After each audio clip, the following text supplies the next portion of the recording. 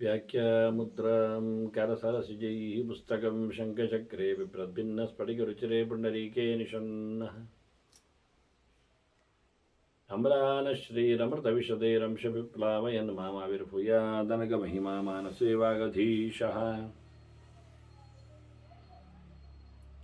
नमस्ते प्राणेश प्रणतविभुवायावनिमगाः नमः स्वामिन् रामप्रियतमनमन् गुरुगुण नमस्तुभ्यं भीमप्रबलतमकृष्णेष्ट भगवन् नमः श्रीमन्मध्वप्रदिश सुदर्शन्नो जय जय श्रीगुरुभ्यो नमः। नारायणं सुरगुरुं जगदेकनाथं भक्तप्रियं सकललोकनमस्कृतं च त्रैगुण्यवर्जितमजं विभुमाद्यमीशं वन्दे भवग्रम् अमरासुरसिद्धवन्द्यं नारायणं नमस्कृत्य नरं चैव नरोत्तमं देवीं सरस्वतीं व्यासं ततो जयमुदीरये। ವೇದವ್ಯಾಸರ ಮಹಾಭಾರತದ ಚಿಂತಕರಿಗೆ ವಂದನೆಗಳು. ಶಾಂತಿ ಪರ್ವದ 429ನೆಯ ಪ್ರವಚನ. ಜನಕರಾಜನ ಮತ್ತು ಪರಾಶರರ ಸಂವಾದವನ್ನು, ಪ್ರಶ್ನೋತ್ತರವನ್ನು ಭೀಷ್ಮರು ಮೋಕ್ಷ ಧರ್ಮದ ಚಿಂತನೆಯ ನೆಲೆಯಲ್ಲಿ ಧರ್ಮರಾಜನಿಗೆ ತಿಳಿಸ್ತಾ ಇದ್ದಾರೆ. ಈ ಶರೀರದ ನಾಶದ ಬಗ್ಗೆ ಕೆಲವು ಮಾತುಗಳನ್ನು ಪರಾಶರರು ಹೇಳಿಕೊಟ್ಟರು ರಾಜನಿಗೆ. ಇದಂ ಶರೀರಂ ವೈದೇಹ ಮ್ರಿಯತೆ ಯತ್ರ ಯತ್ರ ತತ್ ಸ್ವಭಾವೋ ಪರೋ ದೃಷ್ಟಃ ವಿಸರ್ಗಃ ಕರ್ಮಣಸ್ತತ. ಇವ ಯಾವ ಪ್ರಕಾರದಲ್ಲಿ ಆದರೂ ಎಲ್ಲಿಯಾದರೂ ದೇಹವನ್ನು ಬಿಟ್ಟಾಗ ನಾಶವನ್ನು, ಸಂಹಾರವನ್ನು, ಸಾವನ್ನು ಪಡೆದಾಗ ಅವನಿಗೆ ಅವನ ಕರ್ಮಕ್ಕನುಗುಣವಾದಂತಹ ಬಾಕಿ ದೇಹವನ್ನು ಪಡಿತಾನು. ಅವನ ಕರ್ಮವು ಅವನ ಸ್ವಭಾವಕ್ಕೆ ಅನುಗುಣವಾಗಿದೆ. ಹಾಗಾಗಿ ಅವನ ಸ್ವಭಾವದಂತೆ ಅವನು ಕರ್ಮ ಮಾಡಿದ್ದಾನೆ. ಆ ಕರ್ಮದ ಭೋಗಕ್ಕೋಸ್ಕರ ಮತ್ತೆ ಅವನು ದೇಹವನ್ನು ಪಡಿತಾನೆ. ಆದರೆ ಅವರು ಹೇಳ್ತಾರೆ, ಕೂಡಲೇ ದೇಹವನ್ನು ಪಡಿತಾನೆ ಎನ್ನುವುದು ನಿರ್ಬಂಧವಾಗಿಲ್ಲ. ದೇಹವನ್ನು ಪಡೆಯುವ ರೀತಿ ಹೇಗೆ ಕೇಳಿದರೆ, ಅದು ಜೀವ ಸೂಕ್ಷ್ಮವಾದವನು ಆಹಾರ ಪದಾರ್ಥಗಳೊಟ್ಟಿಗೆ ಮನುಷ್ಯ ದೇಹವನ್ನು ಪ್ರವೇಶ ಮಾಡ್ತಾನೆ. ಅಲ್ಲಿಂದ ಅವನು ರೇತಸ್ಸಿನ ಮೂಲಕ ಗರ್ಭಕ್ಕೆ ಪ್ರವೇಶ ಮಾಡ್ತಾನೆ. ಅಷ್ಟರವರೆಗೆ ಅವನು ತರಕಾರಿಯಲ್ಲಿ, ಆಹಾರ ಪದಾರ್ಥದಲ್ಲಿ ಬಂದು ಸೇರಬೇಕಾದರೆ ಅವನು ಮಳೆಯ ನೀರಿನಲ್ಲಿ ಬಂದಿರುತ್ತಾನೆ. ಅಲ್ಲಿಂದ ಮೋಡದಲ್ಲಿ ಅವನು ಸೇರಿಕೊಳ್ಳುತ್ತಾನೆ. ಹಾಗಾಗಿ ಆಕಾಶದಲ್ಲಿ ನಡುವೆ ಇರ್ತಾನೆ ಎನ್ನುವ ಅರ್ಥವನ್ನು ಚಿಂತನೆಯಲ್ಲಿ ತರ್ತಾನೆ. ಎಷ್ಟೋ ಸಮಯ ಇರ್ತಾನೆ. ಯಾವಾಗ ಅವನಿಗೆ ಹುಟ್ಟುವ ವ್ಯವಸ್ಥೆ ಆಗುತ್ತೋ ಕರ್ಮದ ತಂತ್ರದಂತೆ ಅವತ್ತು ಬರ್ತಾನೆ. ನ ಜಾಯತೇತು ನೃಪತೆ ಕಂಚಿತ್ ಕಾಲಮಯಂ ಪುನಃ. ಸ್ವಲ್ಪ ಸಮಯವನ್ನು ಹುಟ್ಟುವುದಿಲ್ಲ. ಪರಿಭ್ರಮತಿ ಭೂತಾತ್ಮ ದ್ಯಾಮಿ ಅಂಬುಧರ್ವ ಮಹಾನ್. ಮೋಡ ತಿರುಗಿದಂತೆ ಅವನು ತಿರುಗ್ತಾ ಇರ್ತಾನೆ. ಎಷ್ಟೋ ಸಮಯ, ಸ್ವಲ್ಪ ಸಮಯ ಅವನಿಗೆ ಅವನ ಕರ್ಮದ ವ್ಯವಸ್ಥೆಯ ನೆಲೆಯಲ್ಲಿ, ಅಂದರೆ ಅವನು ಯಾರಿಗೆ ಯಾವ ಮಗನಾಗಿ ಹುಟ್ಟಿ ಬರಬೇಕೋ ಅಷ್ಟು ಸಮಯ ಕಾಯ್ತಾನೆ. ಯಾಕೆ ಅಂಥವನು ಬರಬೇಕಲ್ಲ, ಅಲ್ಲಿಗೆ ಅವನಿರಬೇಕಲ್ಲಿ. ಹಾಗಾಗಿ ಆ ಪ್ರದೇಶಕ್ಕೆ ಬರ್ತಾನೆ, ಆ ಹೊತ್ತಿಗೆ ಸಿಗ್ತಾನೆ ಮತ್ತು ಹುಡ್ತಾನೆ. ಹೀಗೆ ಹುಟ್ಟಿದಾಗ ಅವನು ತನ್ನ ವ್ಯವಸ್ಥೆಗಳನ್ನು ಹುಟ್ಟಿಯೇ ಬರ್ತಾನೆ. ಅದು ಹುಟ್ಟಿನಲ್ಲಿ ದೊಡ್ಡತನ ಏನು, ವೈಶಿಷ್ಟ್ಯ ಹೇಗೆ, ಅದಕ್ಕೊಂದು ತಾರತಮ್ಯವನ್ನು ಹೇಳ್ತಾರೆ.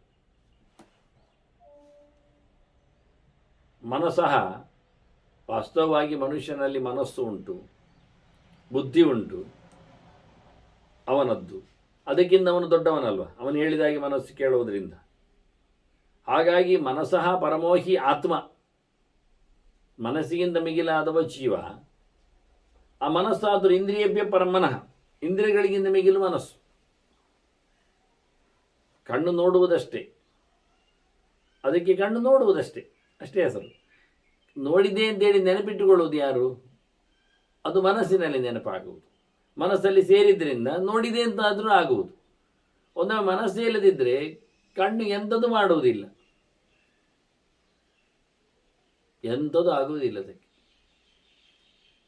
ಹಾಗೆ ಕಿವಿ ಎನ್ನುವುದು ಕೇಳುವ ಇಂದ್ರಿಯ ಉಂಟು ಅಷ್ಟೇ ಹೊರತಲ್ಲಿ ಮನಸ್ಸಿದ್ರೆ ಕೇಳುತ್ತದೆ, ಇಲ್ಲ ಅಂದರೆ ಇಲ್ಲ. ಹೀಗೆ ಇಂದ್ರಿಯಗಳಿಗಿಂತ ಮಿಗಿಲು ಮನಸ್ಸು. ಆ ಮನಸ್ಸನ್ನು ದುಡಿಸಿಕೊಳ್ಳುವವ ಜೀವ, ರೆಕಾರ್ಡ್ ಮಾಡುವವ, ಉಪಯೋಗಿಸಿಕೊಳ್ಳುವವ. ಆ ಜೀವನಾದರೂ ಎಲ್ಲಿದ್ದಾನೆ? ಹುಟ್ಟಿ ಬಂದಾಗ ಅವನು ಲೋಕದಲ್ಲಿ ಇರ್ತಾನಲ್ಲ, ಅಲ್ಲಿ ಹೇಗೆ ಉಂಟು ಕೇಳಿದರೆ, ವಿವಿಧಾನಾಂಚ ಭೂತಾನ ಜಂಗಮಾಹ ಪರಮಾನ್ರವ, ಬಹಳ ಜಾತಿಯ ನೆಲೆಯಲ್ಲಿ ಉಡುತ್ತಾರೆ. ಅದರಲ್ಲಿ ಉದ್ಭಿಜ್ಯಗಳು ಅಂದರೆ ಮರಮಟ್ಟುಗಳಾಗುವುದು, ಕ್ರೀಪರ್ಸ್ ಎಲ್ಲ, ಪ್ಲಾಂಟ್ಸ್. ಅವುಗಳು ಸ್ಥಾವರಗಳಲ್ವಾ, ಹೋಗುವುದಿಲ್ಲ. ಅದರಿಂದ ಸ್ಥಾವರಗಳಿಗಿಂತ ಜಂಗಮಗಳಾಗಿ ಹುಟ್ಟುವುದು ಶ್ರೇಷ್ಠ. ನೋಡಿ ಅವನೆಲ್ಲಿ ಹುಟ್ಟಬೇಕೆನ್ನುವುದು. ಅವನು ನಡೆದಾಡುವ ಫೀಚರ್ಸ್ಗಳಾಗಿವೆ. ಆ ಜಂಗಮಗಳಲ್ಲಿಯೂ ಮತ್ತೆ ನೋಡ್ಲಿಕ್ಕೆ ಹೋದರೆ ಎರಡು ಕಾಲಿನವುಗಳು ಶ್ರೇಷ್ಠ. ಎರಡು ಕಾಲಿನವುಗಳು ಅಂದರೆ ಮನುಷ್ಯರ ಪ್ರಪಂಚಕ್ಕೆ ಹೇಳಿದ್ದವ ಹಕ್ಕಿಗಿಂತ. ಆ ಎರಡು ಕಾಲಿನವರಲ್ಲಿಯೂ ಮನುಷ್ಯರಲ್ಲಿಯೂ ದ್ವಿಜರು ಶ್ರೇಷ್ಠ. ಎರಡು ಬಾರಿ ಹುಟ್ಟಿ ಬಂದವರು ಅಂದರೆ ಸಂಸ್ಕಾರ ಆದವರು, ಅಧ್ಯಯನಾದಿಗಳಿಗೆ ಅನುಕೂಲವಾದ ನೆಲೆಯಲ್ಲಿ ಬಂದವರು. ಅವರಲ್ಲಿಯೂ ಪ್ರಜ್ಞಾವಂತರು ಶ್ರೇಷ್ಠ, ತಿಳುವಳಿಕೆ ತುಂಬಿದವರು, ಚಂದವಾದಂತಹ ಅರಿವುಳ್ಳವರು. ಪ್ರಾಜ್ಞಾನಾಂ ಆತ್ಮಸಮ್ಮುತ್ತ, ತಿಳಿದವರಲ್ಲಿಯೂ ದೇವರ ಎಚ್ಚರವುಳ್ಳವರು ಅವ್ರ ಮಿಗಿಲು. ಅದರಲ್ಲಿಯೂ ಆತ್ಮಸಂಬುದ್ಧರಲ್ಲಿಯೂ ಸಂಬುದ್ಧಾನ ಅವಾನಿನ, ಯಾವುದೇ ರೀತಿಯಾದ ಸೊಕ್ಕು, ಮದ, ಗರ್ವ, ಅಹಂಕಾರ, ಬೂಟಾಟಿಕೆ ಇಲ್ಲದವರು, ತಿಳುವಳಿಕೆಯನ್ನು ಚೆನ್ನಾಗಿ ಪಡೆದವರು, ಭಗವಂತನ ಎಚ್ಚರವನ್ನು ಸಂಪಾದನೆ ಮಾಡಿದವರು, ಯಾವುದೇ ಪ್ರಕಾರವಾದಂಥ ಹಮ್ಮು ಬಿಮ್ಮು ಇಲ್ಲದವರು. ಇವೆಲ್ಲ ಅವರು ಮಾಡಿರತಕ್ಕಂಥ ಕರ್ಮಕ್ಕನುಗುಣವಾಗಿ, ಅವನ ಸ್ವಭಾವಕ್ಕನುಗುಣವಾಗಿ ಹುಟ್ಟಿದಾಗ ಬರ್ತದೆ, ಅವನನ್ನು ಅವಲಂಬಿಸಿ ಇರ್ತದೆ. ಮತ್ತೆ ಜಾತಂ ಅನ್ವೇತಿ ಮರಣಂ ನೃಣಾಮಿತಿ ವಿನಿಶ್ಚಯ. ಹಾಗೆ ಹುಟ್ಟಿದ ತಕ್ಷಣ ಅವನು ಸಾಯುವುದು ಖಂಡಿತವೇ. ಇದು ಲೋಕದ ತಂತ್ರ ಇದೆ. ಅವನ ಕೆಲಸಗಳು ಹಾಗೆ. ಅಂತವಂತಿಚ ಕರ್ಮಾಣಿ ಸೇವಂತೆ ಗುಣತಃ ಪ್ರಚಾ. ಮನುಷ್ಯ ಕೆಲಸಗಳನ್ನು ಮಾಡ್ತಾನೆ, ಆ ಕೆಲಸಗಳೆಲ್ಲ ಕೊನೆಯುಳ್ಳವುಗಳು, ಏನು ಶಾಶ್ವತ ಕರ್ಮಗಳಲ್ಲ. ಯಾಕೆಂದ್ರೆ ಇಲ್ಲಿಯ ತ್ರಿಗುಣಗಳ ಸ್ಪರ್ಶದಿಂದ ಆತ ತ್ರಿಪ್ರಕಾರಕವಾದ ಕರ್ಮಗಳನ್ನು ಮಾಡ್ತಾನೆ, ಸಾತ್ವಿಕ, ರಾಜಸ, ತಾಮಸವಾದದ್ದು. ಆ ಕರ್ಮಗಳು ಅವನನ್ನು ಶಾಶ್ವತವಾಗಿ ಒಯ್ಯುವುದಿಲ್ಲ, ಅವನು ಮತ್ತೆ ಅಶಾಶ್ವತವಾದಂತಹ ಫಲಗಳನ್ನೇ ಪಡೆಯುತ್ತಾನೆ. ಯಾರು ಒಳ್ಳೆಯ ಕರ್ಮ ಮಾಡಿರ್ತಾನೆ, ಪುಣ್ಯಾತ್ಮರಿರ್ತಾನೆ, ಅವನು ಉತ್ತರಾಯಣದ ಹೊತ್ತಿನಲ್ಲಿ ತನ್ನ ಪ್ರಾಣವನ್ನು ಕಳ್ಕೊಳ್ಳುತ್ತಾನೆ. ಆಪನ್ನೇತ್ ಉತ್ತರಾಂ ಕಾಷ್ಟಾಂ ಸೂರ್ಯೇ ಯೋ ನಿಧನಂ ವ್ರಜೇತ್. ಸೂರ್ಯನು ಉತ್ತರದೆಡೆಗೆ ಪಯಣ ಬೆಳೆಸಿದಾಗ ಯಾರು ಸಾಯ್ತಾನೆ, ಅದರಲ್ಲಿಯೂ ನಕ್ಷತ್ರೇಚ ಮುಹೂರ್ತೇಚ ಪುಣ್ಯೇ ರಾಜನ್ ಸಾಮಾನ್ಯಗಿರುತ್ತೆ. ಅದರಲ್ಲಿ ಒಳ್ಳೆಯ ನಕ್ಷತ್ರ, ಒಳ್ಳೆಯ ದಿನ, ಒಳ್ಳೆಯ ತಿಥಿ, ಒಳ್ಳೆಯ ವಾರ, ಅದರಲ್ಲಿ ಸಾಯುವ ಆ ದಿನದಲ್ಲಿ ಒಳ್ಳೆಯ ಮುಹೂರ್ತ ಸಮಯ, ಇಂಥವನು ಪುಣ್ಯಾತ್ಮನಾಗಿರುತ್ತಾನೆ ಸಾಮಾನ್ಯವಾಗಿ. ಇನ್ನು ಉತ್ತರಾಯಣದಲ್ಲಿ ಸತ್ತವರು ಪುರ ಪುಣ್ಯಾತ್ಮನು ಅಲ್ಲ, ಪುಣ್ಯಾತ್ಮನು ಸಾಯುವುದು ಉತ್ತರಾಯಣದಲ್ಲಿ ಎನ್ನುವ ಅರ್ಥದಲ್ಲಿ. ಅವನು ಬದುಕಿದ್ದಾಗ ಎತ್ತರವನ್ನು ಪಡೆಯತಕ್ಕಂಥ ಕೆಲಸಗಳನ್ನು ಮಾಡಿರ್ತಾನು. ಅಯೋಜಯಿತ್ವ ಕ್ಲೇಶೇನ ಜನಂ, ಯಾವುದೇ ಜನರಿಗೆ ಅವನು ತಂಟೆ ಮಾಡಿರುವುದಿಲ್ಲ, ಅವರಿಗೆ ಉಪದ್ರವ ಆಗುವಂತೆ ಬದುಕಿರುವುದಿಲ್ಲವ.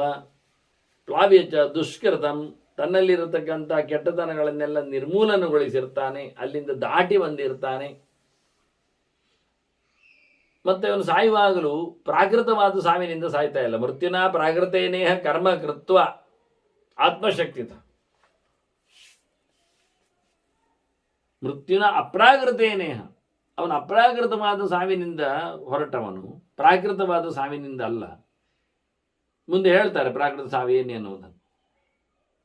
ಮತ್ತೆ ಆದಷ್ಟು ತನ್ನ ಪ್ರಯತ್ನದಿಂದ ಭಗವಂತನ ಸೇವೆಯನ್ನು ಮಾಡುತ್ತಾ ಧ್ಯಾನವನ್ನು ನಡೆಸಿಕೊಟ್ಟವ ಹೊರಟಿದ್ದಾನೆ. ಈ ರೀತಿಯಾಗಿ ಅವನ ಸಾಧನೆಗಳದು ಪುಣ್ಯಾತ್ಮರ ಸಾಧನೆಗಳು. ಅವ್ರು ಹೋಗುವಾಗ ಊರ್ಧ್ವಂಬಿತ್ವ ಪ್ರತಿಷ್ಠಂತೆ ಪ್ರಾಣಾಹ ಪುಣ್ಯವತಾಂ ನೃಪ ಅಂತಾರೆ. ಮೇಲಿನ ಬದಿಯಿಂದ ಅವರ ಪ್ರಾಣ ಹೋಗ್ತದೆ. ನಿಜವಾಗಿ ನೆತ್ತಿಯನ್ನು ಭೇದನೆ ಮಾಡಿಕೊಂಡು ಅವರು ಪ್ರಾಣವನ್ನು ತ್ಯಾಗ ಮಾಡುತ್ತಾರೆ. ಮತ್ತು ಉಳಿದವರದೆಲ್ಲ ಆಗಲ್ಲ. ಮಧ್ಯ ಪುಣ್ಯಾನಾಂ ಮಧ್ಯತೋ ಮಧ್ಯ ಪುಣ್ಯಾನಾಂ, ನಡುವಿನ ಬಾಗಿಲುಗಳಲ್ಲಿ ಹೋಗುವುದು ನಡುವಿನವರು. ನಡುವಿನ ಬಾಗಿಲು ಅಂದರೆ ಕಿವಿ, ಬಾಯಿ, ಇವೆಲ್ಲ ಉತ್ತಮರ ಗತಿಯ ದ್ವಾರ ಅಲ್ಲ, ಮಧ್ಯವರದ್ದು. ಮತ್ತು ಕೆಟ್ಟವರದ್ದು ಅದೋ ದುಷ್ಕೃತ ಕರ್ಮಣ, ಕೆಟ್ಟ ಮಾಡಿದವರಿಗೆ ಮಲಮೂತ್ರ ದ್ವಾರದಲ್ಲಿ ಪ್ರಾಣ ಉತ್ಕರ್ಮಣ ಆಗ್ತದೆ. ಹೀಗೆ ಉತ್ತಮವಾದ ನೆಲೆಯಲ್ಲಿ ಹೊರಟವರು ಅವರು ಉತ್ತಮ ಲೋಕವನ್ನು ಪಡೀತಾರೆ. ಮತ್ತು ಕೆಲವರು ಪ್ರಾಕೃತವಾದ ಸಾವು ಅಂತ ಹೇಳಿದ್ರಿ ಅಲ್ಲ. ಪ್ರಾಕೃತವಾದ ಸಾವು ಯಾವುದು ಅಂದರೆ ಅದನ್ನು ವಿವರಿಸ್ತಾರೆ. ವಿಷಂ ಉದ್ಬಂಧನಂ ದಾಹ ದಸ್ಯಸ್ತಾದು ತಥಾವದಃ ಮತ್ತು ದಂಶಿಭ್ಯಶ್ಚ ಪಶುಭ್ಯಶ್ಚ ಪ್ರಾಕೃತಃ ವತಃ ಉಚ್ಯತೆ. ಇನ್ನೂ ಎಷ್ಟು ಆಗ್ಬೋದು, ಇನ್ನು ಪ್ರಕಾರಗಳಲ್ಲಿ.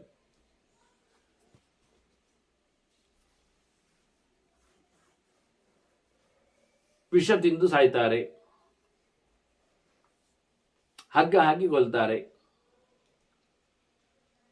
ಅಥವಾ ಸುಡ್ತಾರೆ, ಬೆಂಕಿಯ ಅವಘಡ, ಕಳ್ಳರು ಬಡದು ದೋಚಿಲಿಕ್ಕೆ ಹೋಗಿ ಸಾಯ್ತಾನೆ, ಇಲ್ಲ ಕೋರೆ ಹಲ್ಲುಳ್ಳ ಪ್ರಾಣಿಗಳು ಕಚ್ಚಿ ಕ್ರೂರ ಪ್ರಾಣಿಗಳಿಂದ ಬೇಟೆಗೆ ಸಿಲುಕಿ ಸಾಯ್ತಾನೆ. ಅದು ಸಾಮಾನ್ಯ ಪ್ರಾಣಿಗಳಾದರೂ ಕೊಂಬು ತಾಡಿಯೇ ಆಗ್ಬೋದು, ಪಶುಪ್ಯಷ್ಟು. ಹೀಗೆ ಯಾವುದರಿಂದಲಾದರೂ ವಿಷಕ್ಕೆ ಕುಡದೆ ಆಗಬೇಕಿಲ್ಲ, ಹಾವು ಕಚ್ಚಿಯೂ ಆಗ್ತದೆ, ಅಥವಾ ಫುಡ್ ಪಾಯ್ಸನ್ ಎಲ್ಲ ನಡೀತದೆ. ಹೀಗೆ ಯಾವುದೋ ಪ್ರಕಾರದಿಂದ ಸಾಯುವಂಥದ್ದನ್ನು ನಾವು ಪ್ರಾಕೃತವಧ ಅಂತೇವೆ. ಸಹಜವಾದ ಸಾವು ಅಲ್ಲ, ಅದು ವಿಕಾರವಾದದ್ದು. ಆ ಲೆಕ್ಕಾಚಾರದಲ್ಲಿ ಅದು ಪ್ರಯೋಜನ ಇಲ್ಲ ವಾಸ್ತವವಾಗಿ. ಮತ್ತು ಇದನ್ನು ಉಪಯೋಗಿಸಿಕೊಂಡು ಸಾಯಲುಬಾರದವ, ಅದು ತಪ್ಪು ಅಂತ. ಉಪಭೋಗೇರಪಿ ತ್ಯಕ್ತಂ ನಾತ್ಮಾನಂ ಸಾಧೇನರ. ನಿಜವಾಗಿ ದೇಹ ಗಟ್ಟಿಲ್ಲ ಅವನಿಗೆ, ತಿಂದದು ಪೂರ ತಿಂದಾಗಿದೆ. ಈಗ ತಿನ್ನಲಿಕ್ಕೆಲ್ಲ ಆಗುವುದಿಲ್ಲ, ನಡಿಲಿಕ್ಕೆಲ್ಲ ಆಗುವುದಿಲ್ಲ, ಅವನ ದೇಹ ಕೇಳುತ್ತಾ ಇಲ್ಲ. ಅದಕ್ಕೆ ಹಿಂದೆ ಪರಾಶರರು ಹೇಳಿದ್ರು, ಪುಲಿನೇಶು ಯಥಾ ಕ್ರಮಂ ಹೇಳಿಕೊಂಡು ಮರಳಿನಲ್ಲಿ, ನದಿ ತೀರದಲ್ಲಿ, ಮರುಭೂಮಿಯಲ್ಲಿ ಸಂಚಾರ ಮಾಡಿ ಸಾಯುವಂಥದ್ದು ಅಂತ. ಇವರು ಹೇಳ್ತಾರೆ ಹಾಗೆಲ್ಲ ಅದು ವಿಶೇಷ ವಿಷಯ ಅಲ್ಲ. ಅದು ವಾಸ್ತವವಾಗಿ ನಾತ್ಮಾನಂ ಸಾಧೇನರ, ತನ್ನನ್ನು ತಾನು ಕೊಂದುಕೊಳ್ಳಬಾರದು, ತನ್ನ ದೇಹವನ್ನು ತಾನು ಇಲ್ಲ ಮಾಡಲಿಕ್ಕೆ ಹೋಗಬಾರದು. ಆತ್ಮಹತ್ಯೆ ಎಂದು ಏನು ಶಬ್ದ ಇದೆ, ಅದು ಉಪಯೋಗಕ್ಕಿಲ್ಲ. ಆತ್ಮ ಅಂದ್ರಲ್ಲಿ ದೇಹವನ್ನು ಹತ್ಯೆ ಮಾಡಿಕೊಳ್ಳಬಾರದು ಅಂತಾರೆ. ಯಾಕೆಂದ್ರೆ ಚಂಡಾಲತ್ವೇಪಿ ಮಾನುಷ್ಯಂ ಸರ್ವತಾ ತಾತ ಶೋಭನಂ, ಅವನ ಅತ್ಯಂತ ನೀಚವಾದ ದೇಹವನ್ನು ಪಡೆದಿದ್ದರು.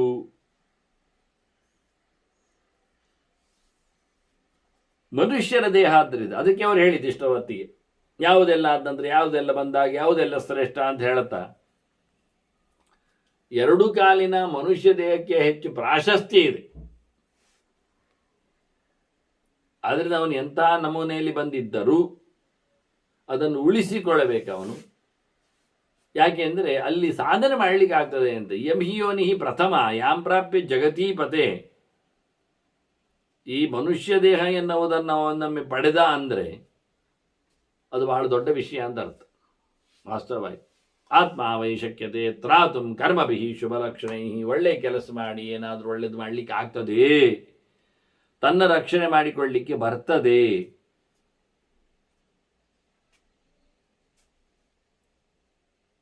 ಪ್ರಾಣಿ ಪಕ್ಷಿಗಳಿಗೆ, ಕ್ರಿಮಿಕೀಟಗಳಿಗೆ ಎಲ್ಲಿ ಉಂಟು ನಮಗೆ ಬೇಕಾದ್ದನ್ನು ಒಳ್ಳೆಯದನ್ನು ಮಾಡಿಕೊಳ್ಳಲಿಕ್ಕೆ? ಆಗುವುದಿಲ್ಲ. ಅದನ್ನ ಮನುಷ್ಯ ದೇಹ ಬಂದರೆ ಒಂದು ವಿವೇಕ ಇರಲಿಕ್ಕೆ ಹೋಗಿ ಅವನು ಎಂತಾದ್ರೂ ಮಾಡಿ ತನ್ನ ಯೋಗ್ಯತೆಗೆ ಉಪಯೋಗಕ್ಕೆ ಆಗುವಂತೆ ಇದನ್ನು ಬೆಳೆಸಬಹುದು. ಕರ್ಮವನ್ನು ಮಾಡಿ ಅದು ಹೋಗಬೇಕಾಗಿಲ್ಲ ಅನ್ನುವುದನ್ನು ಉಲ್ಲೇಖ ಮಾಡಿದರು. ಸಾಯಲಿಕ್ಕಿಲ್ಲ ಅಂತ. ಮತ್ತು ವಾಸ್ತವವಾಗಿ ಅವ ಇದು ಹೇಗೆ ಸಾಯಬಾರದು ಎನ್ನುವುದರ ಬಗ್ಗೆ ತಲೆ ಓಡಿಸ್ತಾನೆ. ಕಥನ್ನ ವಿಪ್ರಣಶ್ಯೇಮ ಯೋನಿತೋನ್ಯ ಇತಿ ಪ್ರಭೋ ಯೋನಿತೋಸ್ಯ ಇತಿ ಪ್ರಭೋ. ಈ ನನ್ನ ದೇಹವನ್ನು ನಾನು ಹೇಗೆ ಬಿಡಲಾರದಂತೆ ಕಾಪಾಡಿಕೊಳ್ಳಲಿಕ್ಕೆ ಬೇಕು ಎನ್ನುವುದರ ಬಗ್ಗೆ ಗಮನಿಸ್ತಾನೆ. ಅದಕ್ಕೆ ಬೇಕಾದ ಕೆಲಸ ಮಾಡ್ತಾನೆ. ಕುರುವಂತಿ ಧರ್ಮಂ ಮನುಜಾಹ ಶ್ರುತಿ ಪ್ರಾಮಾಣ್ಯ ದರ್ಶನಾತ್. ಅದಕ್ಕೆ ಬೇಕಾಗಿರತಕ್ಕಂತಹ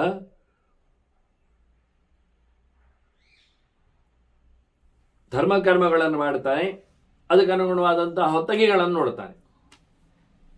ಶಾಸ್ತ್ರಗಳನ್ನು, ಅದಕ್ಕೆ ಬೇಕಾದ ಪ್ರಮಾಣಗಳನ್ನು ನೋಡಿಕೊಳ್ಳುವ ಮೂಲಕ ಈ ಬಂದಿರತಕ್ಕ ದೇಹ ಹಾಳಾಗದಂತೆ ನೋಡಿಕೊಳ್ಳಲಿಕ್ಕೆ, ಅದನ್ನು ಸಾಧನೋಪಯೋಗಿಯಾಗಿ ಬಳಸಲಿಕ್ಕೆ ಪ್ರಯತ್ನಿಸ್ತಾನೆ. ದೇಹ ದುರಂತಮಯ ಆಗಿದೆ ಅಂತ ತೆಗೆದುಕೊಳ್ಳುವುದರಲ್ಲಿ ಅರ್ಥ ಇಲ್ಲ. ಕಳೆದ ಬಾರಿ ಹೇಳಿದ್ದವನು ಪರಾಶರ, ಅರ್ಥ ಇಲ್ಲ, ಅದು ತೊಂದರೆ ಕೊಡ್ತಾ ಇದ್ರು ನಡೆಸಬೇಕು. ಆದರೂ ಜನರು ಮಾಡಿಕೊಳ್ಳುವುದರ ಬಗ್ಗೆ ಎಚ್ಚರವನ್ನು ಕೊಡಲಿಕ್ಕೆ ಇಲ್ಲಿ ಮತ್ತೊಮ್ಮೆ ಹೇಳ್ತಾರೆ. ಆತ್ಮಹತ್ಯೆ ಅದು ಒಳ್ಳೆಯದಲ್ಲ ಅಂತ ಲೆಕ್ಕಾಚಾರದಲ್ಲಿ. ಅದನ್ನು ಮನುಷ್ಯ ಕೊನೆಗೆ ಯೋಚನೆ ಮಾಡ್ತಾನೆ, ಇದರಿಂದ ನಾನು ಬಚಾವಾಗುವುದು ಹೇಗೆ, ಒಳ್ಳೇದು ಮಾಡುವುದು ಹೇಗೆ ಅಂತ ಯೋಚನೆ ಮಾಡಿದ್ದನ್ನು ಮಾಡ್ತಾನೆ. ಯಾಕೆಂದರೆ ಯೋ ದುರ್ಲಭಧರಂ ಪ್ರಾಪ್ಯ ಮಾನುಷ್ಯಂ ದ್ವಿಷತೆ ನರಃ. ಅವನು ಒಂದು ದೃಷ್ಟಿಯಿಂದ ಧರ್ಮವಂತ ಕಾಮಾತ್ಮ ಭವೇತ್ಸ ಕಲು ವಂಚತೆ. ಈ ಮನುಷ್ಯ ದೇಹವನ್ನು ಪಡೆದು ಒಂದೊಮ್ಮೆ ಅವನು ಬೈಲಿಕ್ಕೆ ಶುರು ಮಾಡಿದರೆ ಎಲ್ಲ ಆಗಿರುವಂಥದ್ದು ಮನುಷ್ಯ ದೇಹದಲ್ಲಿ ಅಲ್ವ, ಪ್ರಾಮಾಣ್ಯಕ್ಕೆ ಭಂಗ ಬರುವುದಿಲ್ವ ಆ ಲೆಕ್ಕಾಚಾರದಲ್ಲಿ? ಬೇರೆ ದೇಹಗಳು ಬಂದಾಗ ಅವನಿಗೇನಾದರೂ ಸಾಧನೆ ಮಾಡಲಿಕ್ಕೆ ಬರ್ತದ, ಕಲೀಲಿಕ್ಕೆ ಆಗ್ತದ? ಅದನ್ನು ಮನುಷ್ಯ ದೇಹ ಬಂದಾಗ ಅದನ್ನು ಉಪಯೋಗಿಸಿಕೊಳ್ಬೇಕು ಅವನು. ಇಲ್ಲಿಂದ ನಾನು ಇನ್ನೊಂದು ದೇಹವನ್ನು ಪಡೆಯುವಾಗ ಇದಕ್ಕಿಂತ ಒಳ್ಳೆಯ ಲೆಕ್ಕಾಚಾರದಲ್ಲಿ ದೇಹವನ್ನು ಪಡೆದು ಬರಬೇಕು, ಇಂಥ ಅನಿಚವಾದ ಯೋನಿಗಳಲ್ಲಿ ಬರಬಾರದು, ಬೀಳಬಾರದು ಎನ್ನುವ ಎಚ್ಚರ ಮರಮಟ್ಟಿಗಳಿಗೆ ಬರ್ತದೆ? ಇಲ್ಲ, ಮನುಷ್ಯನಿಗೆ ಬರ್ತದೆ. ಅದನ್ನು ಮಾಡಿಕೊಳ್ಬಹುದಲ್ಲ ಅವನು. ಅದಕ್ಕೆ ಬೇಕಾಗಿರತಕ್ಕಂಥ ಗ್ರಂಥಗಳು ಬೇಕಾದಷ್ಟಿವೆ. ಹಾಗಾಗಿ ಅತ್ಯಂತ ಕಷ್ಟವಾದಂತಹ ನೆಲೆಯಲ್ಲಿ ಬಂದಿರತಕ್ಕಂಥ ಈ ದೇಹವನ್ನು, ಮನುಷ್ಯ ದೇಹವನ್ನು ಯಾರು ಬೇಡ ಹೇಳುತ್ತಾರೆ ಅವನು ಧರ್ಮವನ್ನೇ ಕೊಲೆ ಮಾಡಿದಾಗೆ, ಅವನು ತನ್ನ ಇಷ್ಟವನ್ನು ಇಲ್ಲ ಮಾಡಿಕೊಂಡಾಗೆ.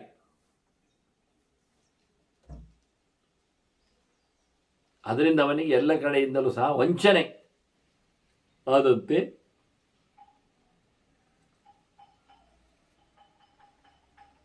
ತನ್ನನ್ನು ತಾನು ಪ್ರೀತಿಸಿಕೊಂಡು ತನ್ನ ದೇಹವನ್ನು ದುಡಿಸಿಕೊಂಡು ಇತರರನ್ನು ಉಪಯೋಗಿಸಿಕೊಂಡು ಅವರನ್ನು ನೋಡಿಕೊಳ್ಳುವ ಮೂಲಕ ಆತ ಸಾಧನೆಯನ್ನು ಮುಂದುವರಿಸಬೇಕು.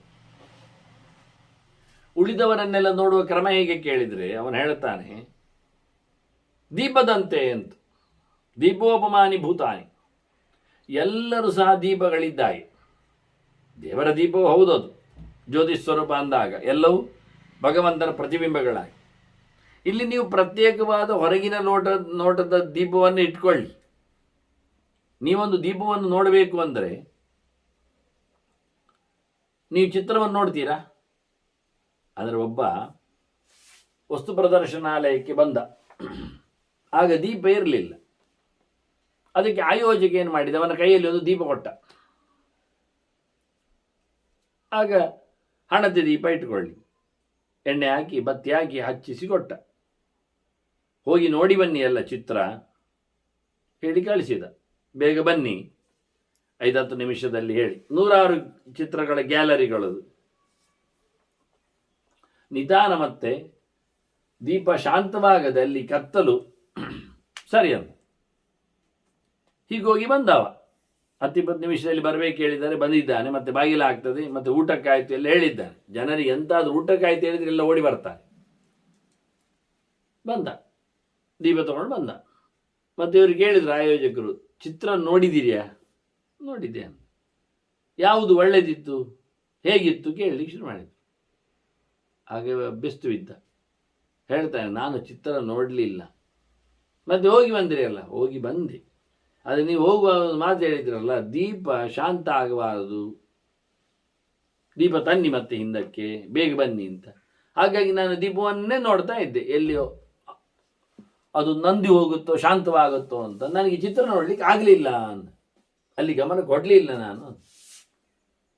ಹಾಗೆ ಪ್ರಪಂಚದಲ್ಲಿ ಎಲ್ಲರನ್ನು ದೀಪದ ಬೆಳಕಿನ ಬಿಂದುಗಳಂತೆ ಎಲ್ಲರನ್ನು ನೋಡಬೇಕು ಅವನು. ಅಂದ್ರೆ ಏನಾಯ್ತು, ಉಳಿದದ್ದನ್ನು ನೋಡುವುದಲ್ಲ ಅಂತಾಯ್ತು. ದೀಪೋಪಮಾನಿ ಭೂತಾನಿ ಯಾವುದರ್ಥ ನ ಪಶ್ಯತಿ. ಆದ್ರಿಂದ ಪದಾರ್ಥಗಳನ್ನು ನೋಡುವುದಿಲ್ಲವಾ? ಪದಾರ್ಥವನ್ನು ತೋರಿಸ್ಲಿಕ್ಕೋಸ್ಕರ ದೀಪಕ್ಕೋತಿದ್ದರು, ದೀಪವನ್ನು ನೋಡಿಕೊಳ್ಳುವ ಮೂಲಕ ಪದಾರ್ಥಗಳನ್ನು ಬಿಟ್ಟಿರ್ತಾನ, ನೋಡುವುದು. ಹಾಗೆ ಲೋಕದಲ್ಲಿ ಎಲ್ಲ ಜನರನ್ನು ತುಂಬ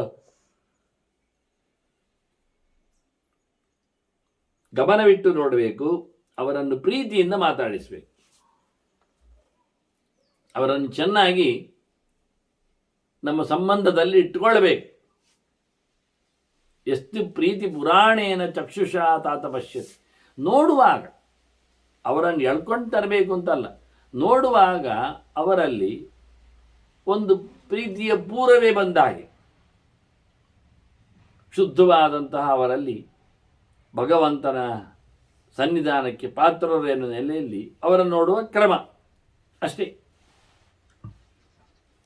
ಹಾಗೆ ನೋಡಿದಾಗ ಅವನು ಲೋಕದಲ್ಲಿ ದೇವರ ಪ್ರತಿಬಿಂಬಗಳನ್ನು ಕಾಣುತ್ತೇನೆ ಅಂತ ನೋಡಿದಾಗ ಉಳಿದ ಪದಾರ್ಥಗಳಡೆಗೆ ಕಣ್ಣು ನೋಡದೇ ಇರುವುದರಿಂದ ಸಾಂಕ್ರಾಮಿಕ ಆಗುವುದಿಲ್ಲ. ಇದನ್ನು ತಿಳಿಸಿಕೊಡ್ತಾರೆ ವಾಸ್ತವವಾಗಿ ನೋಡೋ ರೀತಿಯ ನೆಲೆಯಲ್ಲಿ. ಸಾಂತ್ವೇನ ಪ್ರಧಾನೇನ ಪ್ರಿಯವಾದೇನ, ಅವರಿಗೆ ಒಳ್ಳೆಯದು ಮಾತಾಡೋದು, ಒಳ್ಳೆಯದನ್ನು ಕೊಡೋದು, ಅನುಕೂಲವಾದಂತೆ ನೆಲೆ ನಿಲ್ಲುವುದು, ಸಮಾಧಾನ ಪಡಿಸುವುದು, ಇದೆಲ್ಲ ನೆಲೆಯಲ್ಲಿ ನಾವು ಮನುಷ್ಯರಲ್ಲಿ ಮನುಷ್ಯತ್ವವನ್ನು ಅಳವಡಿಸಿಕೊಂಡು ಇತರರನ್ನು ಮನುಷ್ಯರನ್ನಾಗಿಸಲಿಕ್ಕೆ ಬರ್ತದೆ. ಅದರಿಂದ ಅವನು ಎಲ್ಲರ ದುಃಖಕ್ಕೆ ಎಲ್ಲರ ಸುಖಕ್ಕೆ ಪಾತ್ರನಾಗ್ತಾನೆ. ಆದ್ದರಿಂದ ಸಮದುಃಖ ಸಮಹ, ಸುಖ ದುಃಖ ಸಮಹ, ಸಮದುಃಖ ಸುಖ ಭೂತ್ವ ಸಭರತ್ರ ಮಹೀಯತೆ. ಇಲ್ಲಿ ಬದುಕಿದಾಗ ಜನರ ಭಾವನೆಗಳಿಗೆ ಸ್ಪಂದಿಸುವ ಮೂಲಕ ಅವರು ದುಃಖದಲ್ಲಿದ್ದಾಗ ತಾನು ದುಃಖವನ್ನು ಅನುಭವಿಸುತ್ತಾ, ಸುಖವನ್ನು ಪಡೆದಾಗ ಸುಖದ ನೆಲೆಯಲ್ಲಿ ನಿಲ್ಲುತ್ತಾ ಅವನು ಒಂದು ದೃಷ್ಟಿಯಿಂದ ಉಳಿದವರನ್ನು ಉದ್ಧಾರ ಮಾಡಿಕೊಂಡು ಹೊರಟಾಗೆ. ಹೀಗೆ ಸಾಧನೆಗಳನ್ನು ಚಿಂತನೆಗಳನ್ನು ತೋರಿಸಿಕೊಟ್ರೆ ಮನುಷ್ಯನಿಗೆ ಪ್ರಧಾನವಾದಂತಹ ಮುಂದೆ ಹೋಗಲು ಬಿಡದೇ ಇರತಕ್ಕಂಥ ದೊಡ್ಡ ದುಷ್ಟಶಕ್ತಿ ಯಾವುದು, ಅದೇನು, ಅದನ್ನು ಹೇಗೆ ನಾವು ನಿಭಾಯಿಸಲಿಕ್ಕೆ ಬರ್ತದೆ, ಇಷ್ಟಕ್ಕೆಲ್ಲ ಮೊತ್ತದ ಕಾರಣವನ್ನಾಗಿ ಹೇಳುವಂತಹ ಪರಾಶರರು ಮನುಷ್ಯನಲ್ಲಿರುವಂಥದ್ದು ಏಕಶತ್ರು ನ ದ್ವಿತೀಯೋಸ್ತಿ ಶತ್ರು ಅಂತ. ಒಬ್ಬನೇ ಅವನಿಗೆ ವೈರ್, ಇನ್ನೊಬ್ಬ ಇಲ್ಲ. ಇವನಿಗೆ ಸಮನಾದವನ ಇನ್ನೊಬ್ಬ ತರುವುದು ಕಷ್ಟ. ಅದರಿಂದಾಗಿ ಅವನು ಸೋಲುವಂಥದ್ದು. ಅದೇನಿಗೆ ಹೇಳಿದ್ರೆ ಅಜ್ಞಾನ ತುಲ್ಯ ಪುರುಷಸ್ಯ ರಾಜನ್. ಅಜ್ಞಾನ ಅದು ಮುಖ್ಯವಾಗಿ ಮನುಷ್ಯನಿಗೆ ಶತ್ರುವಾಗಿದೆ. ತಿಳಿದಿಲ್ಲ ಎನ್ನುವುದೇ, ಗೊತ್ತಿಲ್ಲ, ಗೊತ್ತು ಮಾಡಿಕೊಳ್ಳುವುದಿಲ್ಲ, ಹೇಳಿಕೊಟ್ಟು ಕೇಳುವುದಿಲ್ಲ. ಈ ನಮೂನೆ ಅವನು ಸೋಲುವ ಕತೆ. ಅಜ್ಞಾನ ಅಂದ್ರೆ ಅಷ್ಟೇ, ತಾನು ತಿಳಿದದ್ದೇ ಸರಿ ಅನ್ನುವ ಮೂಲಕ ಇನ್ನೊಬ್ಬರು ಹೇಳಿಕೊಟ್ಟದ್ದು ತಪ್ಪು ಅಂತ ಎನ್ನುವ ನೆಲೆಯಲ್ಲಿ ತಪ್ಪನ್ನೇ ಸರಿ ಅಂತ ಮಾಡಿಕೊಂಡವ. ಇದಕ್ಕಿಂತ ದೊಡ್ಡ ಶತ್ರು ಏನುಂಟವರಿಗೆ ಅಂತ. ಏನಾಕೃತ ಕುರುದೇ ಸಂಪ್ರಯುಕ್ತ, ಇದರಿಂದ ಅವನು ತಪ್ಪನ್ನೇ ಮಾಡ್ತಾನೆ. ಸರಿ ಗೊತ್ತಿಲ್ಲ ಅವನಿಗೆ, ಸರಿ ಗೊತ್ತಿಲ್ಲ, ತಪ್ಪು ಗೊತ್ತಿರುವುದು, ತಪ್ಪು ಸರಿ ತಿಳ್ಕೊಂಡಿಲ್ಲ, ಇನ್ನೂ ತಪ್ಪು ಮಾಡ್ತಾ ಇದ್ದಾನೆ. ಇದರಿಂದಾಗಿ ಎಲ್ಲ ಸೋಲನ್ನು ಅನುಭವಿಸ್ತಾನೆ. ಘೋರಾಣಿ ಕರ್ಮಾಣಿ ಸುಧಾರುಣಾನಿ ಅತ್ಯಂತ ನಿಕೃಷ್ಟವಾದ ಬಹಳಷ್ಟು ಭೀಕರವಾದ ಜನರನ್ನು ನಾಶ ಮಾಡತಕ್ಕ ಕರ್ಮಗಳಲ್ಲಿ ರತನಾಗ್ತಾನೆ. ಅದು ಸರಿಯಲ್ಲ. ಅಜ್ಞಾನದಿಂದಾಗಿ ಮಾಡಿಕೊಂಡ ಕರ್ಮದಿಂದಾಗಿ ಅವನು ಅದರ ಹೊಡೆದದಿಂದುಕೊಂಡು ಮತ್ತೆ ಪುನಃ ಮುಂದುವರಿಯುವಂತಹ ಕತೆ ಸರಿ ಇಲ್ಲ ಅಂತ ಲೆಕ್ಕ ಹೇಳುತ್ತೆ. ಅದಕ್ಕಾಗಿ ಅಜ್ಞಾನವನ್ನು ಓಡಿಸುವ ಕೆಲಸಕ್ಕೋಸ್ಕರ ಅವನು ಪ್ರಯತ್ನಿಸಬೇಕು. ಅಜ್ಞಾನ ಓಡಲಿಕ್ಕೆ ಅಂತ ಗಾಳಿ ಹಾಕಿದ್ರೆ ಆಗ್ತದ? ಬೆಡಿಬಿಟ್ರೆ, ನೀರು ತೇಪಿದ್ರೆ ಇಲ್ಲ. ಅಜ್ಞಾನ ಇದ್ದವನ ತಲೆಯನ್ನು ನೆಲಕ್ಕೆ ಜಜ್ಜುವ ಮೂಲಕ, ಅದು ಗೋಡೆಗೆ ತಾಗಿಸುವ ಮೂಲಕ ತೆಗಿಲಿಕ್ಕೆ ಆಗ್ತದ? ಇಲ್ಲ. ಆದ್ರಿಂದ ಅದಕ್ಕೆ ಬೇಕಾಗಿರತಕ್ಕಂಥ ಕೆಲಸ ಏನು ಮಾಡಲಿಕ್ಕೆ ಉಂಟು? ಅಜ್ಞಾನವನ್ನು ನಿವೃತ್ತಿ ಮಾಡಲಿಕ್ಕೋಸ್ಕರ ಕಲಿಬೇಕು. ಹೋಗಿ ಗುರುಗಳ ಹತ್ತಿರ ಸೇವೆ ಮಾಡಿ ಅಜ್ಞಾನವನ್ನು ಪರಿಹಾರ ಮಾಡಿಕೊಳ್ಳಬೇಕು. ಅದಿತ್ಯ ವೇದಂ ತಪಸಾ ಬ್ರಹ್ಮಚಾರಿ ಯಜ್ಞಾನ್ ಶಕ್ತಿಯ ಸನ್ನಿಸೃಜ್ಯೇಯ ಪಂಚ ಪ್ರಬೋಧನಾರ್ಥಂ ಶುದ್ಧಿಧರ್ಮಯುಕ್ತಂ ವೃದ್ಧಾನುಪಾಸ್ಯ ಪ್ರಭವೇತಯಸ್ಯ. ಒಳ್ಳೆಯ ರೀತಿಯಿಂದ ಎಚ್ಚರಾಗಲಿಕ್ಕೆ, ಜ್ಞಾನವನ್ನು ಸಂಪಾದನೆ ಮಾಡಲಿಕ್ಕೆ ಅದೆಂಥದ್ದು? ವೇದ ಹೇಳಿದ ನೆಲೆಯಲ್ಲಿ ಧರ್ಮದ ಚಿಂತನೆಯನ್ನು ನಡೆಸಿಕೊಳ್ಳುವಲ್ಲಿ ಅವನು ಹಿರಿಯರ ಹತ್ತಿರ ಹೋಗಿ ಉಪಾಸನೆ ಮಾಡಿ ಅವರಿಂದ ಆತ ಪಡಿಬೇಕು. ಅಜ್ಞಾನ ನಿವೃತ್ತಿ ಎನ್ನುವುದು ಪ್ರಯತ್ನ ಸಾಧ್ಯೋಹಿ ಸ ರಾಜಪುತ್ರ. ಅದು ತುಂಬ ಕಷ್ಟ ಉಂಟು, ಕೆಲಸ ಮಾಡಬೇಕು. ಒಂದೆರಡು ದಿನದಲ್ಲೆಲ್ಲ ಆಗುವುದಿಲ್ಲ. ಅದು ವರ್ಷಗಟ್ಟಲೆಯ ಗುರುಕುಲ ವಾಸದ ಕಥೆ. ಅದಕ್ಕೋಸ್ಕರ ಎಲ್ಲ ಶಾಸ್ತ್ರೋತ್ತಗಿಗಳಿಂದ ಬೇಕಾಗಿರತಕ್ಕಂಥ ಜ್ಞಾನವನ್ನು ಆತ ಸಂಪಾದನೆ ಮಾಡಲಿಕ್ಕೆ ಉಂಟು. ಆದ್ರಿಂದ ಏನಾಗ್ತದೆ? ಅವನಿಗೆ ಅಜ್ಞಾನ ನಾಶ ಆಗ್ತದೆ. ಹೇಗೆ? ಪ್ರಜ್ಞಾಶರೇರವಣುಮಂಥಿತ ಪರೈತಿ. ಅಜ್ಞಾನ ಹೋಗುದು ಯಾವಾಗ? ಅದರ ಮೇಲೆ ಬಾಣ ಬಿಡಬೇಕು. ಬಾಣಿನಿಂದ ಘಾಸಿಗೊಳಿಸಿದಾಗ ಸಾಯ್ತದೆ. ಎಂಥ ಬಾಣ ಅದು? ಪ್ರಜ್ಞಾಶರ. ಜ್ಞಾನ ಎನ್ನುತಕ್ಕಂಥ ಬಾಣದಿಂದ ಅದನ್ನು ಕುಕ್ಕಿ ತೆಗಿಲಿಕ್ಕೆ ಆಗ್ತದೆ. ಅಂತಹ ಪ್ರಯತ್ನ ಮಾಡಬೇಕು. ಅದಕ್ಕೋಸ್ಕರ ಅದಿತ್ಯ ವೇದಂ, ವೇದವನ್ನು ಕಲಿತು ಅದು ಕಲಿಯುವಾಗಲೂ ತಪಸ್ಸು ಬೇಕು, ಇಂದ್ರಿಯ ನಿಗ್ರಹಗೊಳ್ಳಬೇಕು, ಬ್ರಹ್ಮಚರ್ಯ ಬೇಕು, ಭಗವಂತನಿಗೆ ಸಾಗಬೇಕವ.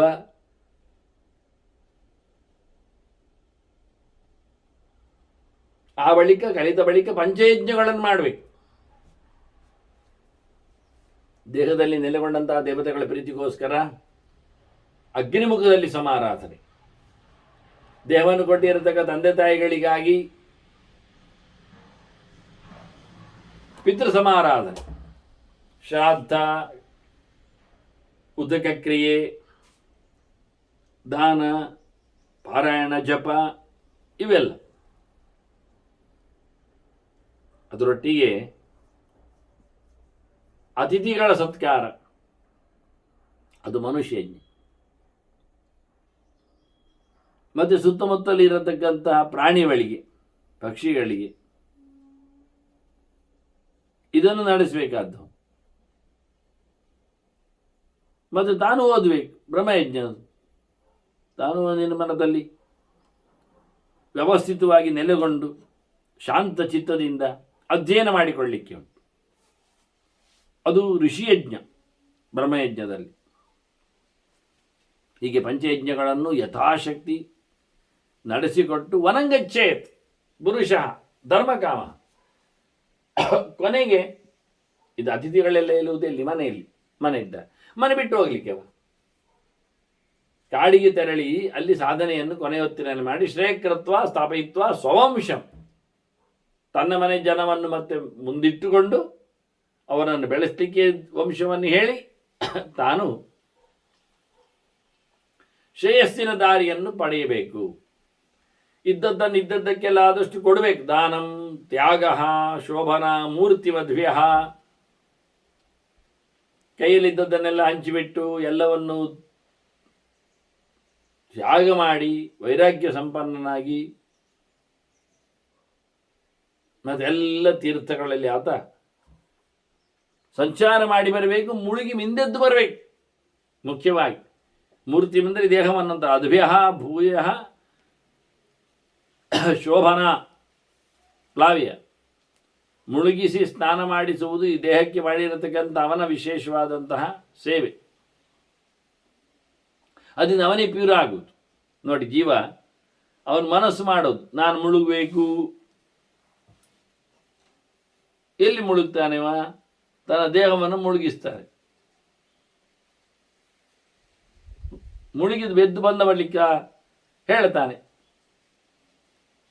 ಅದರಿಂದ ಏನಾಯಿತು? ಶುದ್ಧ ದೇಹ ಶುದ್ಧ ಆಯಿತು. ಮತ್ತು ಜೀವ, ಅದಕ್ಕೆ ಜೀವನಿಗೆ ತೀರ್ಥಯಾತ್ರೆ ಮಾಡಿದ ಮನಸ್ಸಿನಲ್ಲಿ ಪ್ರಕಾರದಲ್ಲಿ ಬರ್ತದೆ. ಆದ್ದರಿಂದ ಇದನ್ನು ಒಳ್ಳೆ ತಪಸ್ಸಿನಿಂದ ಈ ಶರೀರವನ್ನು ಆತ ದುಡಿಸಿಕೊಂಡು ಬೇಕಾದಷ್ಟು ತೀರ್ಥಕ್ಷೇತ್ರಗಳಿಗೆ ಸಂಚಾರ ಮಾಡುವ. ನೈಮಿಷ, ಪುಷ್ಕರ ಮತ್ತು ಸರಸ್ವತಿ ತೀರ, ಬದರಿ ಮುಂತಾದೆಡೆ ಎಲ್ಲ ಆತ ಸಂಚಾರ ಮಾಡಿ ಆ ಲೆಕ್ಕದಲ್ಲಿ ತೀರ್ಥಗಳಿಂದ ತನ್ನ ದೇಹವನ್ನು ಪಾವಿತ್ರ್ಯಗೊಳಿಸಿ ತಾನು ಆದಷ್ಟು ಸಾಧನೆಗಳಿಂದಾಗಿ ನೆಲವನ್ನು ಬಿಡಲು ಪ್ರಯತ್ನಿಸಬೇಕು.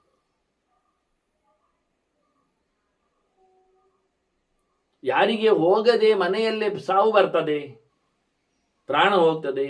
ಗೃಹೇಶು ಯೇಷಾಂ ಅಸವಹ ಪತಂತಿ, ಪ್ರಾಣ ಬೀಳುವುದು ಅಂತ ಹೇಳಿಬಿಡ್ತಾರೋ, ಅದು ಚೆನ್ನಾಗಿ ಆಗಲಿಲ್ಲ ಅಂತ ತೆರಳಬೇಕು, ಹೋಗ್ಬೇಕು. ಮನೆಯಲ್ಲಿ ಸತ್ತರೆ ಮತ್ತೆ ಮನೆಗೆ ಬರ್ತಾನೆ, ಹೊರಗೆ ಸತ್ತರೆ ಅವನು ಹೊರಗೆ ಹೋಗ್ತಾನೆ, ಅವನ ಮನೆ ತಿನ್ನುವುದಿಲ್ಲ. ಆದಷ್ಟು ಹೊರಗೆ ಬರಬಾರ್ದು ಅಂತಲ್ಲ, ಬರಬಹುದು, ಅದು ವಿಷಯ ಬೇರೆ. ಸ್ವಚ್ಛ ಮನೆಗೆ ಪ್ರವೇಶ ಮಾಡಲಿಕ್ಕೆ ಬೇಕು ಅವನಷ್ಟು, ಹಳೆತ್ತಲ್ಲ. ಅದಕ್ಕೋಸ್ಕರ ಅವನು ಹೊರಡು ಸಾಯ್ಬೇಕು. ಎಲ್ಲಿ ಅದು ಮನೆಯಲ್ಲಿ ಸತ್ತರೆ ತೇಷಾಂ ಅಥವಾ ನಿರ್ಹರಣಂ ಪ್ರಶಸ್ತಂ, ಹಾಗಾದರೆ ಅವನ ಹೆಣವನ್ನು ಅಲ್ಲಿಂದ ತೆಗಿಬೇಕು.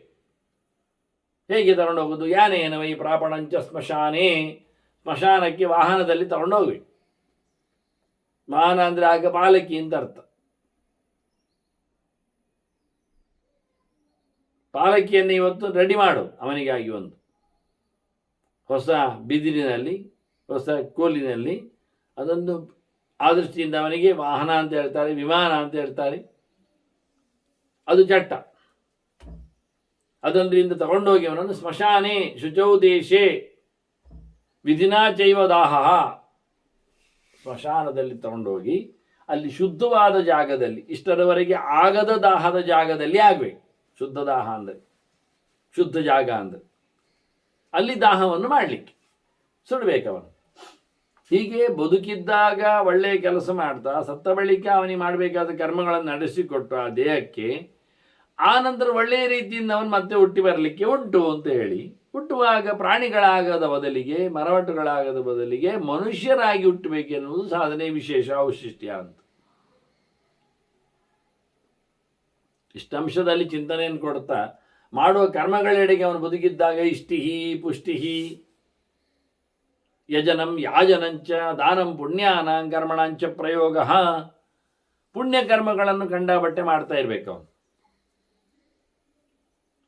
ಇಷ್ಟಾಪೂರ್ತಂ ಮನ್ಯಮಾನ ವರಿಷ್ಠಂ ಹೇಳಿಕೊಂಡಾಗ ಇಷ್ಟಿ ಮತ್ತೆ ಪುಷ್ಟಿ, ಇಷ್ಟಾಪೂರ್ತಗಳು, ತನಗೆ ಇಷ್ಟವಾದದ್ದನ್ನು ಮಾಡುವುದು ಎನ್ನುವ ಒಂದು ಅರ್ಥ ಉಂಟು. ವಾಸ್ತವವಾಗಿ ಇನ್ನೊಬ್ಬರ ಇಷ್ಟವನ್ನು ನೆರವೇರಿಸಿಕೊಳ್ಳುವಂಥದ್ದು. ಪೂರ್ತ ಅಂದರೆ ಸಮಾಜದ ಬೇಡಿಕೆಗಳನ್ನು ಪೂರ್ತಿಗೊಳಿಸುವುದು. ಹಾಗೆ ಇವನ್ನೆಲ್ಲ ಪಟ್ಟಿ ಮಾಡಿ ಕೊಟ್ಟಿದ್ದಾರೆ. ಹಿಂದೆ ಭಾರತವು ಹೇಳಿದೆ, ಸ್ಮೃತಿಕಾರರು ಗುರುತಿರಿಸ್ತಾರೆ.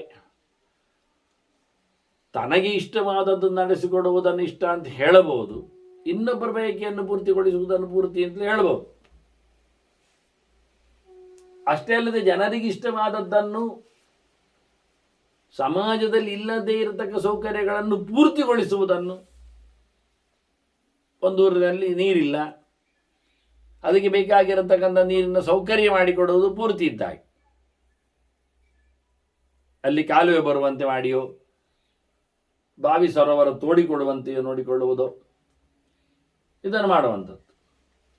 ವ್ಯಕ್ತಿಗೆ ಇವತ್ತು ಕಲೀಲಿಕ್ಕೆ ಬೇಕಾಗಿದೆ, ಇಷ್ಟ ಇದೆ ಹೇಳಿಕೊಂಡು ಅವನಿಗೆ ಬೇಕಾಗಿರ್ತಕ್ಕಂಥ ಅಧ್ಯಯನಕ್ಕೆ ಬೇಕಾದ ಸೌಕರ್ಯವನ್ನು ಕಲ್ಪಿಸಿಕೊಡುವುದು ಅದೊಂದು ಇಷ್ಟದಲ್ಲಿ ಸೇರ್ತದೆ. ಅವನಿಗೆ ಕಲೀಲಿಕ್ಕೆ ಬೇಕಾದಂತಹ ಸಂಪತ್ತು ಇಲ್ಲ, ಕೊಡುವುದು ಫೀಸು ಇಲ್ಲ, ಬಂದು ಹೋಗ್ಲಿಕ್ಕೆ ವಾಹನ ಇಲ್ಲ, ವಾಹನ ಕೊಡುವುದು.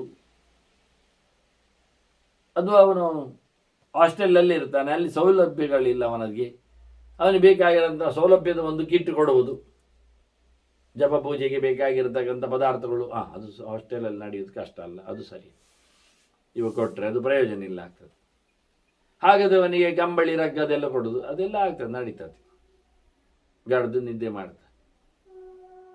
ಏನೇ ಇರಲಿ, ಒಬ್ಬ ವ್ಯಕ್ತಿಗೆ ಬೇಕಾಗಿರತಕ್ಕಂಥ ಅಧ್ಯಯನಕ್ಕೆ ಅನುಕೂಲವಾಗುವಂಥದ್ದನ್ನು ಕೊಟ್ಟು ಬರುವಂಥದ್ದು, ಯಜನಂ ಯಾಜನಂಚ, ಹೋಮ ಮಾಡುವುದು, ಹೋಮ ಮಾಡಿಸುವುದು,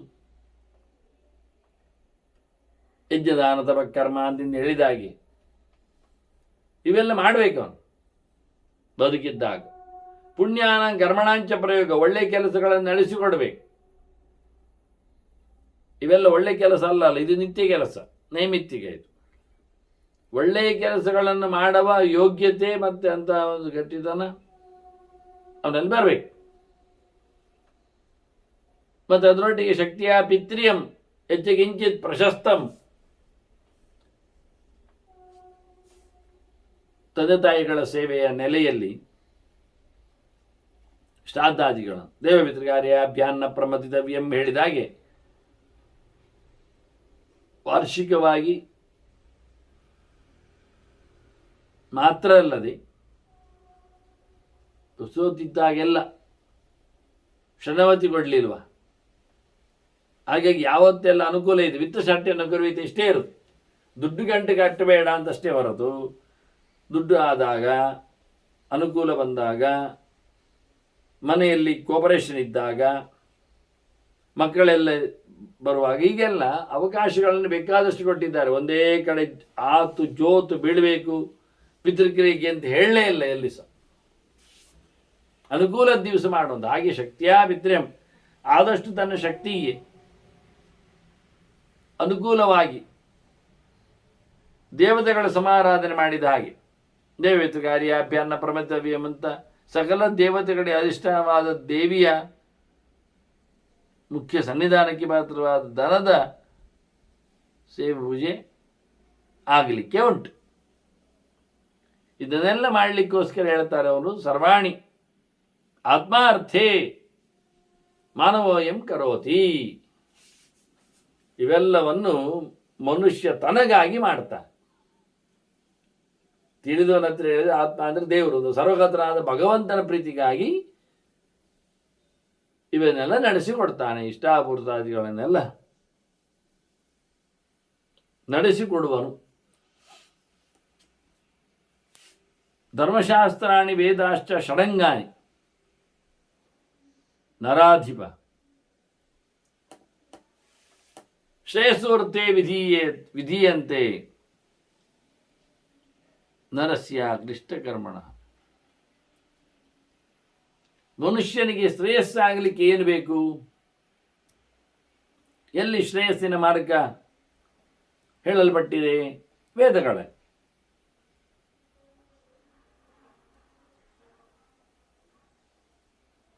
ಅದೇ ಶಬ್ದಗಳನ್ನಿಟ್ಟುಕೊಂಡೇ ಶ್ರುತಿಯಲ್ಲಿ ಹೇಳುವಂತೆ ಕರ್ಮಾಂಗಕ್ಕೆ ನಡೆಸಬೇಕಾದಂತಹ ಕೆಲಸಗಳು, ಪ್ರಮಾಣಗಳು ವೇದಗಳು ಉಂಟು. ವೇದಾಹ ಸರ್ವಾಂಗಾನಿ ಸತ್ಯಮಾಯತನ ಹೇಳಿದಾಗೆ ಧರ್ಮಶಾಸ್ತ್ರಾಣಿ ವೇದಾಶ್ಚ ಷಡಂಗಾನಿ ನರಾಧಿಪ.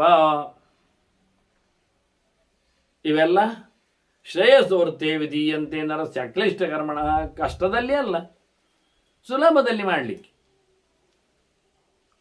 ಋಗ್ಯಜು ಸಾಮ ಅಥರ್ವಗಳು 4 ವೇದಗಳು, ಇನ್ನು ಮುಂದಕ್ಕೆ ಹೋದರೆ ಇನ್ನೂ 4 ವೇದಗಳು, ಇತಿಹಾಸ ಪುರಾಣ ಪಂಚಮ ವೇದಾನ ವೇದ ಅಂತೇಳಿ ಇತಿಹಾಸಗಳು ಅಂದರೆ ಮಹಾಭಾರತ, ಪುರಾಣ ಇನ್ನೂ ಸೇರಿಸಿಕೊಂಡಾಗ ಇತಿಹಾಸ ಪುರಾಣಗಳಲ್ಲಿ ಇದೆ 4 ವೇದಗಳು ಪೌರುಷೇಯಗಳು ಅಲ್ಲದ್ದು, ಮತ್ತು 4 ವೇದಗಳು ಪೌರುಷೇಯಗಳಾದವುಗಳು. ಋಗ್ಯಜು ಸಾಮ ಅಥರ್ವಗಳು ಪೌರುಷೇಯಗಳಾದರೆ ಅಪೌರುಷೇಯಗಳಾದರೆ ಪೌರುಷೇಯ ವೇದಗಳಾಗಿ ಇತಿಹಾಸ ಪುರಾಣಗಳನ್ನು ಹೇಳಲಿಕ್ಕೆ ಹೊರಟು ಋಗ್ಯಜು ಸಾಮ ಅಥರ್ವಗಳು ಅಪೌರುಷೇಯಗಳು, ಇತಿಹಾಸ ಪುರಾಣಗಳು ಪೌರುಷೇಯಗಳು. ಅದರಲ್ಲಿ ಇತಿಹಾಸ ಯಾವುದು ಕೇಳಿದರೆ ಪಂಚರಾತ್ರ, ಮೂಲ ರಾಮಾಯಣ, ಮಹಾಭಾರತ, ಇದು ಮೂರನ್ನು ಇತಿಹಾಸ ಅಂತ ಕರೆದಿದ್ದಾರೆ. ಭಾರತ ಪಂಚರಾತ್ರಂಜ ಮೂಲ ರಾಮಾಯಣ ಅಂತ ಇತಿಹಾಸ ಇದು ಪ್ರೋಕ್ತ ಅಂತ. ಹಾಗೆ ಇತಿಹಾಸಗಳ ಜೊತೆಯಲ್ಲಿ ಪುರಾಣಗಳನ್ನಿಟ್ಟುಕೊಂಡು ಇತಿಹಾಸ ಪುರಾಣಾಭ್ಯಾಂ ವೇದಂ ಸಮಬ್ರಹ್ಮೇತ್ ಅಂತ ಹೇಳಿ ವೇದವನ್ನು ಅರಿಯಲಿಕ್ಕೋಸ್ಕರ ಇರಬೇಕಾದ್ದು ಇತಿಹಾಸ ಪುರಾಣಗಳು. ಇತಿಹಾಸ ಪುರಾಣಗಳು ಪೌರುಷೇಯಗಳು. ನಾರಾಯಣ ತನೋಕೃತಾತ್ ಅಂತ ಹೇಳಿದ ಪಂಚರಾತ್ರಿ ಕೃಷ್ಣ ಶಿವಕ್ತ ನಾರಾಯಣ ಸ್ವಯಂ ಅಂತ ಹೇಳಿಕೊಂಡು ಅಷ್ಟಾದಶ ಪುರಾಣ ಕರ್ತ ಸತ್ಯವತಿ ಸುತಃ ಅಂತ. ಹಾಗೆ ಪುರಾಣ ಇತಿಹಾಸಗಳು ವೇದವ್ಯಾಸರಿಂದ ರಚಿತವಾದವುಗಳು. ವೇದಗಳು ವೇದಾಂಗಗಳು ಇವೆಲ್ಲ ಶಾಶ್ವತವಾದ ಮೌಲ್ಯಗಳನ್ನು ಬದಲಾವಣೆ ಆಗದೇ ಇರತಕ್ಕ ಸಂಗತಿಗಳಾಗಿ ಇವೆ. ಇದನ್ನಿಟ್ಟುಕೊಂಡು ಇವೆಲ್ಲ ಮನುಷ್ಯನಿಗೆ ಶ್ರೇಯಸ್ಸಿನ ದಾರಿಯನ್ನು ಪಡೆಯಲಿಕ್ಕೆ ಬೇಕಾಗಿರತಕ್ಕ ಸೋರ್ಸ್ಗಳು, ಕಲೀಲಿಕ್ಕೆ ಬೇಕಾಗಿರುವಂಥದ್ದು. ವೇದಗಳನ್ನು ದುಡಿಸಿಕೊಳ್ಳಲೋಸುಗ ವೇದಾಂಗಗಳಿರುವುದು. ವೇದವನ್ನು ಬಳಸುವುದು ಹೇಗೆ ಗೊತ್ತಾಗಲಿಕ್ಕೆ ಯೋಗ್ಯ ಕಾಲವನ್ನು ಹೇಳುವಲ್ಲಿ ಅಜ್ಯೋತಿಷ ಅರ್ಥ ಮಾಡಿಕೊಳ್ಳುವಲ್ಲಿ ಮತ್ತೆ ಘೋಷಗಳು ಬೇಕಾಗ್ತದೆ. ಅದಕ್ಕೆ ಹೇಳುವುದು ಉಚ್ಚಾರಣೆ ಸೌಲಭ್ಯಕ್ಕೋಸ್ಕರ ಅದಕ್ಕೆ ಛಂದಶಾಸ್ತ್ರಗಳೆಲ್ಲ ಬೇಕಾಗ್ತದೆ. ಮತ್ತೆ ಕೆಲವು ಶಬ್ದಗಳಿಗೆ ಅರ್ಥಗಳನ್ನು ನಿರ್ವಚನದಿಂದ ಕೊಡಬೇಕಾಗ್ತದೆ. ಧಾತು ಮಧ್ಯ ಮಾತ್ರ ಅಲ್ಲ, ಪ್ರತ್ಯಕ್ಷರಗಳ ರೂಪಗಳಲ್ಲೆಲ್ಲ ಅರ್ಥ ಬರೀಬೇಕಾಗ್ತದೆ. ಇದಕ್ಕೆ ಕೋಶ ಬೇಕು. ಮತ್ತು ಅದನ್ನು ಬಳಸುವ ರೀತಿಗೋಸ್ಕರ ಕಲ್ಪವನ್ನು ಹೇಳುತ್ತಾರೆ, ಅದನ್ನು ಕಲಿಬೇಕು. ಆದರೆ ವೇದಗಳ ಉಪಯೋಗಗಳ ದೃಷ್ಟಿಯಿಂದ ವೇದಾಂಗಗಳು ಅದಕ್ಕೆ ಪೂರಕಗಳಾಗಿವೆ. ಇವೆಲ್ಲವೂ ಶ್ರೇಯಸ್ಸಿನ ಸಾಧನಗಳಾಗಿವೆ, ಮನುಷ್ಯನಿಗೆ ಕಲಿಯಲೇಬೇಕಾದ್ದು ಅಂತ. ಇದನ್ನು ಪರಾಶರರು ಹೇಳಿದರು ಅಂತ ಭೀಷ್ಮರು ತಿಳಿಸಿಕೊಟ್ರು ಜನಕರಾಜನಿಗೆ. ಜನಕ ಮತ್ತು ಪ್ರಶ್ನೆ ಕೇಳಿದ್ದಾನೆ ಅಂತ ಹೇಳ್ತಾರೆ ಧರ್ಮರಾಜನಂತ. ಕಿಂ ಶ್ರೇಯ ಕಾಗತಿ ಬ್ರಹ್ಮನ್ ಕಿಂಕೃತನ್ನ ವಿನಶ್ಯತಿ. ಮನುಷ್ಯನಿಗೆ ಶ್ರೇಯಸ್ಸಿನ ದಾರಿ ಯಾವುದು, ಸದ್ಗತಿ ಯಾವುದು, ಹೇಗೆ, ಎಂತ ಮಾಡಿದರೆ ಅವನು ಹಾಳಾಗುವುದಿಲ್ಲ, ನಾಶವನ್ನು ಪಡೆಯುವುದಿಲ್ಲ, ಇದನ್ನು ಹೇಳಬೇಕು ಅಂತ ಕೇಳ್ತಾನೆ. ಅಷ್ಟೇ ಅಲ್ಲೇ ಕೊಗತಹನ ನಿವರ್ತೇದ, ಅದು ಮುಖ್ಯ. ಎಲ್ಲಿ ಹೋದ್ರೆ ಹಿಂದೆ ಬರುವುದಿಲ್ಲ ಹೇಳಿ. ಈಗ ನೀವು ಸುಮಾರು ಕಡೆಯಲ್ಲಿ ಇರ್ತಾನೆ ಮತ್ತೆ ಹುಟ್ಟಿ ಬರ್ತಾನೆ ಎಲ್ಲ ತಿಳಿಸಿದ್ರಿ. ಕೊಗತಹನ ನಿವರ್ತೇದ ತನ್ಮೇ ಬ್ರೂಹಿ. ನಮಗೆ ಹಿಂದೆ ಬಾರದ ರೀತಿಯಲ್ಲಿ ಹೋಗುವ ತಾಣದ ಬಗ್ಗೆ ನಮಗೆ ತಿಳಿಸಿಕೊಡಬೇಕು. ಅದ್ಯಾವುದು ಅಂತ ಹೇಳಬೇಕು ಅಂತ. ಹೀಗೆ ಮತ್ತೊಮ್ಮೆ ಜನಕರು ದಾರಿಯ ಬಗ್ಗೆ ಎಲ್ಲ, ಸಾಧನೆಯ ಬಗ್ಗೆ ಎಲ್ಲ ಕೇಳಿದ್ದಾರೆ. ಅದನ್ನು ಪರಾಶರರು ಮತ್ತೆ ಉತ್ತರದಲ್ಲಿ ತಂದಿದ್ದಾರೆ ಎನ್ನುವುದನ್ನು ಮತ್ತೆ ಭೀಷ್ಮರು ಹೇಳುತ್ತಾ ಆ ಚಿಂತನೆಯನ್ನು ಮತ್ತೆ ಸೇರಿದಾಗ ನಡೆಸುವ ವಂದನೆಗಳೊಂದಿಗೆ ಶ್ರೀಕೃಷ್ಣ ನಾರಾಯಣ ನಾರಾಯಣ.